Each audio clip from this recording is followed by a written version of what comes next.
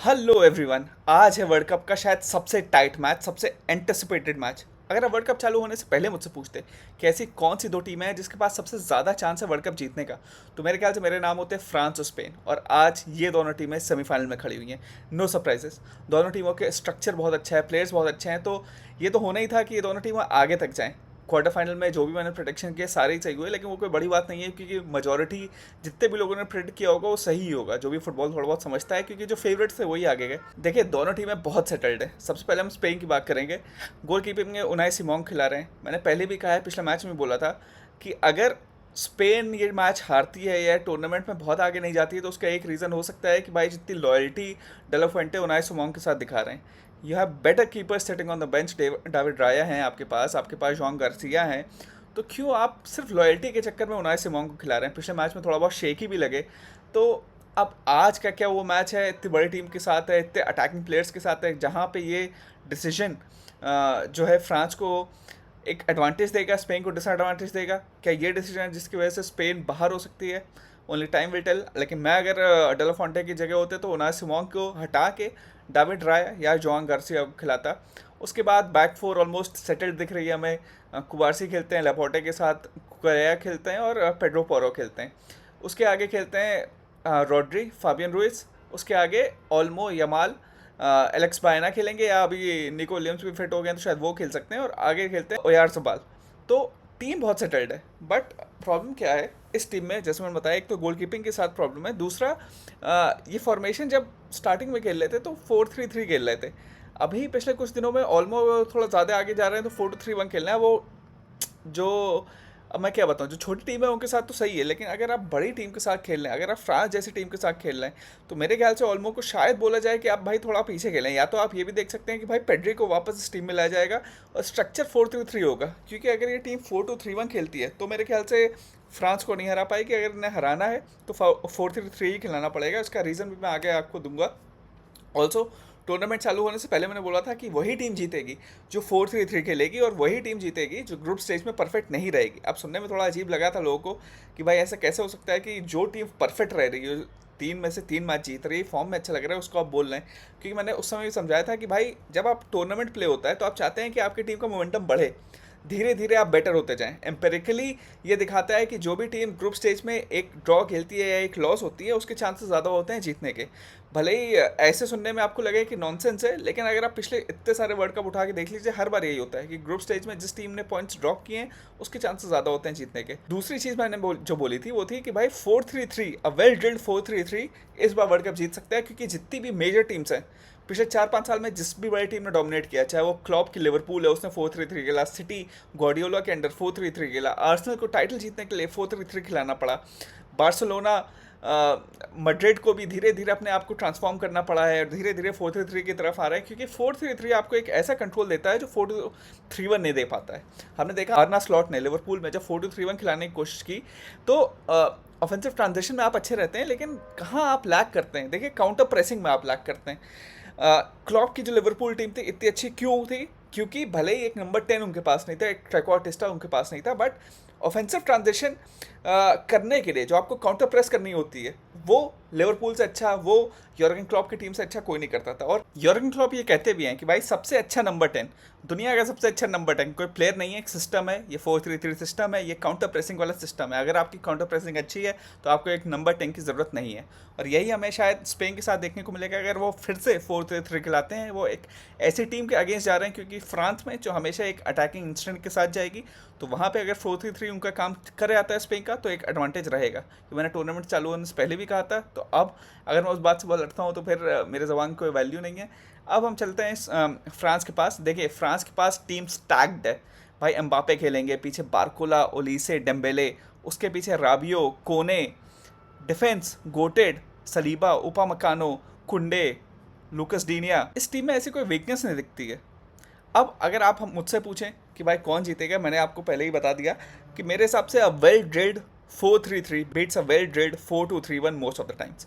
भले ही फ्रांस के पास ज़्यादा अच्छा प्लेयर हैं, बट मेरे हिसाब से अगर स्पेन 4-3-3 खिलाती है तो वो सिस्टम ज़्यादा बेटर है, और एक अच्छा सिस्टम एक अच्छे प्लेयरों के साथ beats a very good system, but एक ऐसा सिस्टम जिसके साथ 4-3-3 जीत सकता है। अब मैं आपको इसका हिस्टोरिकल एविडेंस भी दे सकता हूँ।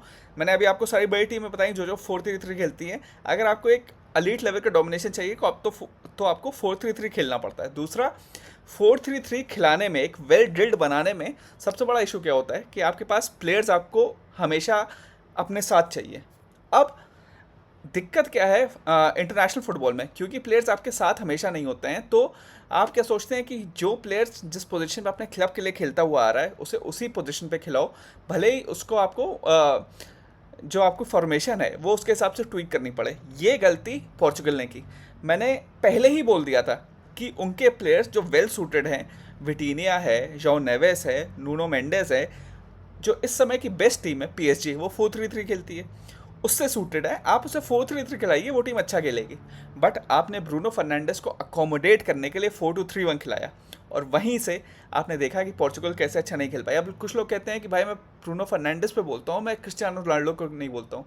देखिए, हालैंड है, कोई ये नहीं बोलेगा कि हालैंड नॉर्वे के लिए गलत है, भले ही वो गोल मारे या ना मारे, क्योंकि एक स्ट्राइकर, क्योंकि वो एक top end of the pitch पे होता है, अगर वो अच्छा नहीं भी खेले तो उससे आपकी टीम डिसबैलेंस नहीं हो रही है। लेकिन अगर आप एक 4-2-3-1 सिस्टम खिला रहे हैं, उसमें अगर आपका अटैकिंग मिडफील्डर जो CAM है वो अच्छा ना खेले, तो उससे आपकी पूरी टीम डिसबैलेंस होती है। अब इसका हिस्टोरिकल एविडेंस में मैं दूंगा। जो लोग क्योंकि अभी अभी फुटबॉल देखना चालू किए हैं वो बात मानते नहीं, वो आके बोलने लगते हैं कि नहीं नहीं ऐसा आप कैसे बोल सकते हैं, तो मैं बताऊंगा। इंटर मिलान 2010, वेस्ली स्नाइडर अच्छा नहीं खेलते हैं तो इंटर मिलान अच्छा नहीं खेलती है, तो पूरी टीम, जो ओपोनेंट टीम्स है वो इसी फोकस में रहती है कि वेस्ली स्नाइडर अच्छा नहीं खेलें, वो अटैकिंग मिडफील्डर खेलते हैं। AC मिलान, गोटेड AC मिलान, उस टीम को रोकने के लिए सबसे पहली चीज़ जो की जाती है वो है काका को रोकना। जिस भी मैच में काका अच्छा नहीं खेलते हैं उस मैच में AC मिलान जीते इसके चांसेस बहुत कम रहते हैं। बट ये AC मिलान की, ये वेस्ली स्नाइडर की, ये काका की ग्रेटनेस है कि उन लोग के ऑफ गेम्स नहीं होते हैं जो ब्रूनो फर्नांडिस के हुए। इसीलिए मुझे लगता है कि अगर आप प्लेयर्स को अकोमोडेट करेंगे, आप अपने सिस्टम से कॉम्प्रोमाइज़ करेंगे, तो आप बहुत आगे नहीं जाएंगे, ये हमने देखा। तो अगर स्पेन 4-3-3 खिलाती है, और मैं इसलिए बता रहा हूँ क्लब फुटबॉल में 4-3-3 ज़्यादा चलता है क्योंकि 4-3-3 को वेल ड्रिल करने के लिए टाइम चाहिए। बट स्पेन के साथ एडवांटेज क्या है कि डेला फोंटे बहुत दिन से इनके कोच हैं, तो जहाँ और मैनेजर शायद इंटरनेशनल टीमों के साथ टाइम नहीं मिलता है, बट इनको इंटरनेशनल टीम्स के साथ टाइम मिला हुआ है। तो इन्होंने, बिकॉज ये टीम एक साथ बहुत खेली हुई है, और जैसे मैंने बोला यूनाई सिमोन को इन्होंने लॉयल्टी दिखाई है, वैसे उन्होंने काफ़ी प्लेयर्स को लॉयल्टी दिखाई है। तो काफ़ी प्लेयर्स, भले ही आप बोले कि भाई इंटरनेशनल गेम्स के लिए तो 2 हफ्ते के लिए जाते थे, 3 हफ्ते के लिए जाते थे, बट क्योंकि डेला फोंटे को वो 2 हफ्ते 3 हफ्ते रेगुलरली मिले हैं, मतलब 2-3 साल से मिलते हुए आ रहे हैं, तो उनको ये टाइम मिला है कि इस टीम को 4-3-3 खिला के उसे एक वेल ड्रिल्ड 4-3-3 बनाए। अब 4-2-3-1 में 4-3-3 के अगेंस्ट डिसएडवांटेज क्या होता है? देखिए, अगर आप ये देखें, अगर आप एक लो ब्लॉक के अगेंस्ट खेल रहे हैं, आप एक ऐसी टीम के साथ खेल रहे हैं जिसे आपको ब्रेक करना है, तो आप चाहेंगे आप 4-2-3-1 खिलाएं, क्योंकि आपके ज़्यादा मैन अप द पिच होते हैं।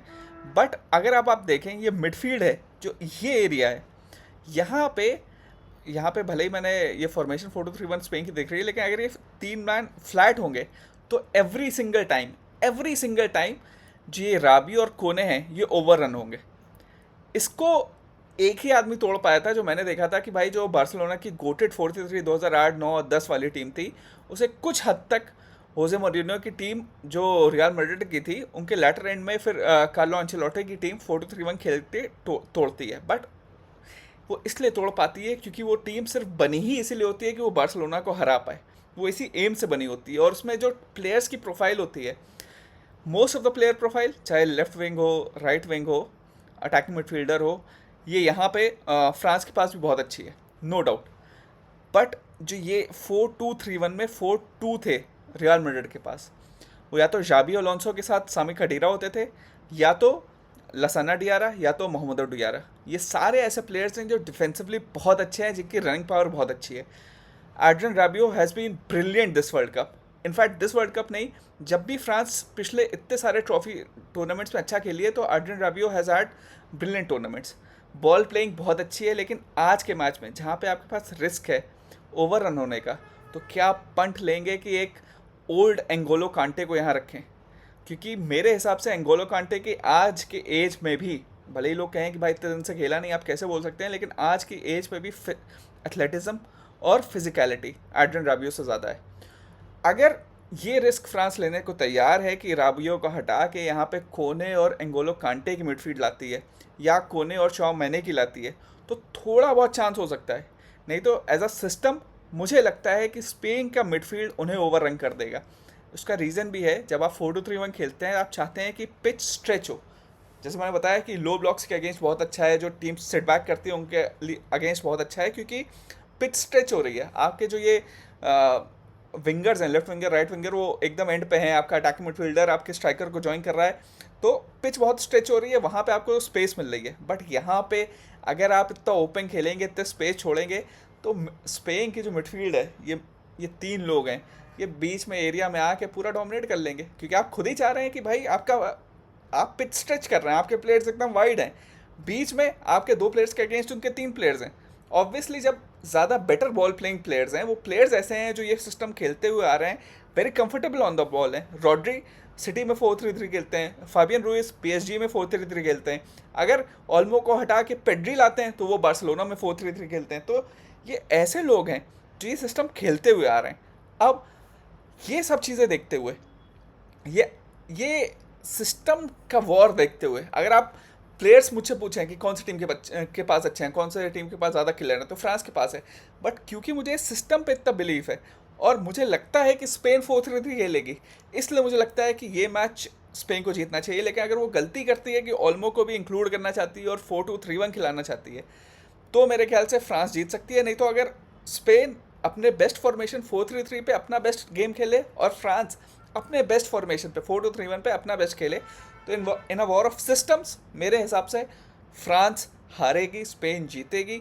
बाकी अब किलर हैं, क्योंकि इस फ्रांस के पास एक से बढ़कर एक ऐसे प्लेयर है जो इंडिविजुअल ब्रिलियंस से मैच जितवा सकते हैं। तो अल्टीमेटली तो मैच में कुछ भी हो सकता है, लेकिन मेरी जितनी अंडरस्टैंडिंग है, हिस्टोरिकल एविडेंसेस मैंने आपको देख लिया, मैंने आपको पुरानी टीमों के बारे में बता दिया, मैंने आपको अभी की टीमों के बारे में बता दिया, अभी जो ट्रेंड चल रहा है, उसके बावजूद भी अगर फ्रांस जीतती है किसी इंडिविजुअल ब्रिलियंस की वजह से, तो वो इंडिविजुअल ब्रिलियंस की वजह से ही होगा, वो सिस्टम की वजह से नहीं होगा। वो इसलिए नहीं होगा कि वो स्पेन को मिडफील्ड में ओवर रन करे। बाकी मेरा प्रेडिक्शन, क्योंकि मैंने वर्ल्ड कप स्टार्ट होने से पहले बोला था कि 4-3-3 वाला सिस्टम जीतेगा, तो अभी मैं उससे हटूंगा नहीं, एंड आई थिंक स्पेन को ये मैच जीत जाना चाहिए। आप लोग बताइए कि आपके हिसाब से कौन जीतेगा, and please do like, comment and subscribe. Thank you.